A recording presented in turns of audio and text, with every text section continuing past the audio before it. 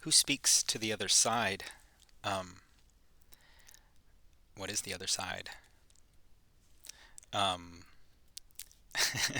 Linus is attempting to speak to the other side here, dear great pumpkin. I'm looking forward to your arrival on Halloween night. And Schultz set Charles Schultz set Linus up, I think, in some ways as the sort of shaman of the group, and he speaks these Christian thoughts sometimes, especially in the famous interruption or the climax of the Christmas special. Linus is the one who connects with the just the broader reality that the neurotic self doesn't usually speak to or speak with. Um, so that's Linus. The memoir Nonoba, No No Noba, um, by Shigeru Mizuki. Um, it's it's Nonoba who speaks to the other side, and she knows all about the yokai. She knows all about these Japanese spirits, and she is training little Mizuki um, to how to deal with them, how to notice them, how to communicate with them, how to let them be, how to exist with them. Um, she protects him from them by writing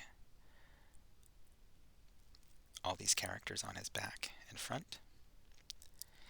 In this wonderful example by Leonie Braille, um, it's this.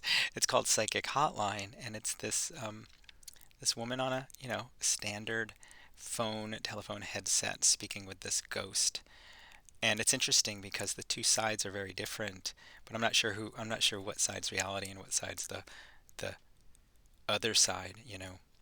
In a weird way, they're both here and there at the same time.